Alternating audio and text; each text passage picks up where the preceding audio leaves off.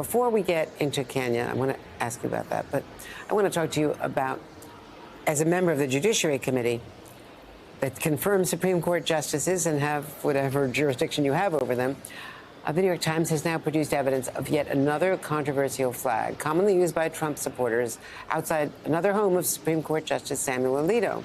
The Times has these pictures calling the so-called Appeal to Heaven or pine tree flag flying last summer at Alito's beach house on the Jersey Shore. The flag originated during the Revolution, but in modern times, as you know, it's used by far-right groups as a symbol of Christian nationalism and was carried even more frequently than the upside-down stars and stripes by the mob at the Capitol on January 6th. Justice Alito, you should know, has not responded to the New York Times request for comment that we know of, and the court did not respond to NBC News.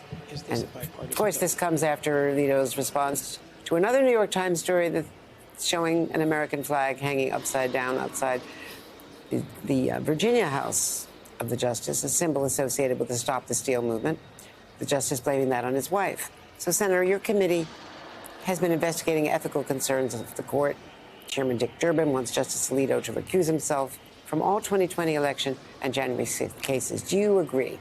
And is there movement on the committee? Look, Andrea, we have to do more to make it clear to the American people that we see this repeated public expression of a political opinion at the home of a sitting Supreme Court justice as completely inappropriate. I think what we should do is to put on the floor of the Senate the Supreme Court Ethics and Recusal Act and make the members of the Senate vote so that the public is clear where we stand on this.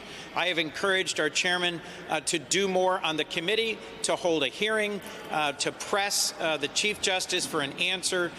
This has been a long and difficult few years for the Supreme Court for their ethical standards.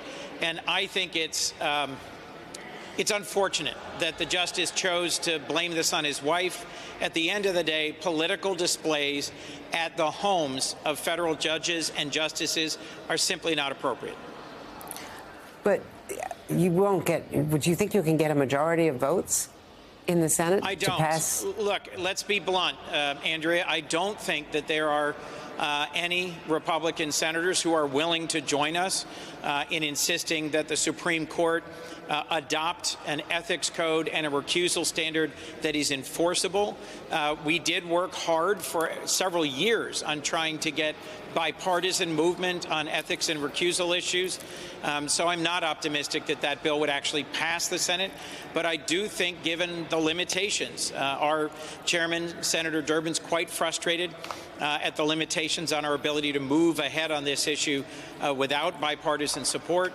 But I think the average American should understand that we have in the past been able to move legislation that relates to the Supreme Court. Senator Cornyn and I moved a bill in the last Congress as a result of reporting in the press that sitting members of the federal judiciary had stock holdings in companies who were appearing before them.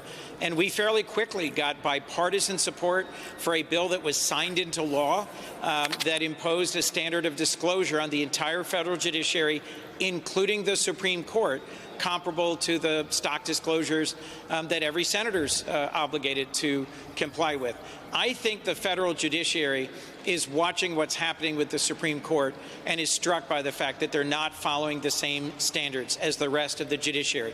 That's just conjecture on my part. Obviously, that doesn't reflect any direct conversations I've had with any sitting members of the judiciary. But I think it's important that we do everything we can to make clear to the American public that we take seriously the independence and the safety and security of the federal judiciary. And of course, Senator Sheldon Whitehouse of Rhode Island has been leading the fray on this. And so you've got a lot of, Senator Blumenthal, you've got a lot of support among, I guess, Klobuchar as well, among the Democratic senators on the committee, but not in the rest of the Senate, certainly not a majority. Let's get back to today's important state visit. You met with President Ruto this week. In the past, he's welcomed outreach to Iran, Russia, and China, but the U.S. needs his help to stabilize Haiti and to counter Russian influence. We're being kicked out of Niger, in Africa, other African countries, Gabon, Chad, under huge pressure because of the migration from Sudan, which is in civil war. So Kenya is really an important ally right now. Kenya is a linchpin nation in East Africa, a democracy, a country that President Biden is elevating to a major non-NATO ally status. This is a country that is a great security partner in the very tough work we've been doing together in Somalia against al-Shabaab. And President Ruto has been engaged and contributing to trying to resolve civil strife in Ethiopia, in South Sudan, in between DRC and Rwanda. And as you mentioned earlier in this show, Kenya has stepped forward and has been willing to take on a difficult peacemaking mission in Haiti. We also have strong and deep partnerships.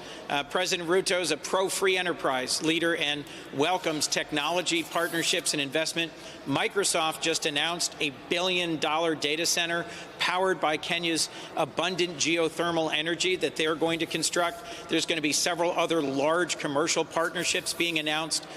So this state visit by President Ruto is a chance for President Biden to highlight his advocacy for democracy, his promotion of the free market and capitalist system, and the new tools that we have in the United States, like the Development Finance Corporation, to deliver economic opportunity in the Global South on a basis that is more transparent, more fair, has higher standards than Chinese lending and Chinese investment. So many African partners who I've met with say the United States needs to show up and needs to partner. This is our demonstration to the President and the people of Kenya that we value their partnership and we look forward to being a trusted and reliable partner in the years ahead. Before I let you go, let me ask you a question about Israel, because there is a disagreement among aid groups, the Pentagon, and even the White House as to what aid is getting in, even from that expensive pier, with our troops there, creating that pier, which is not even as good as a land route. Israel has just been at least recommended for arrest, indictment, for, among other things, denying aid to the people in Gaza. They denied it, and Netanyahu has strongly denied that. Has any of the aid that we have now delivered to that pier gotten in? And I mean, I know trucks are getting in, but it's not, they're being held in, the aid is being held in warehouses. It's not getting into the people who need it. Look, Andrea, we have an ongoing humanitarian disaster in Gaza, and our President Joe Biden and our partners are trying every possible way to get that aid in, get it distributed, get it delivered to the women and children of Gaza who are struggling, suffering through famine and hunger. Cindy McCain, a dear friend who's the head of the World Food Program, and Jose Andres, who leads World Central Kitchen, and many other partner organizations, including UNICEF and Catholic Relief Services and others, are trying to distribute aid within Gaza. There's critical problems. Deconfliction is something I've raised directly with President Netanyahu, and so have many American leaders, including our president. It is very difficult to distribute aid in the middle of a war zone. And the physical destruction on the ground in Gaza has been catastrophic. The Erez Gate in the north has been reopened, and this pier, built at great expense, and it's a temporary pier only, is helping reduce the humanitarian suffering, but not at the rate that we need. Israel needs to fully partner with the international community to deliver aid. The best way to do that is by achieving a hostage and ceasefire deal with Hamas. We have pushed Hamas indirectly through Qatar and Egypt as hard as we can. And President Biden has been tireless in being attentive to the concerns of the hostage families. There are several, I think 8 Americans currently still held. I'll remind you, on October 7th, Hamas carried out a horrific terrorist attack that killed Americans, as well as people from 24 countries around the world. And there are hostages being held today by Hamas beneath Gaza from all faiths and backgrounds and from more than a dozen countries. I think more folks need to be aware of the fact that this could end tomorrow if Hamas would release the hostages and stop the fighting. But frankly, it is a difficult and fraught situation, and one where being attentive to the humanitarian crisis is a key part of President Biden's response.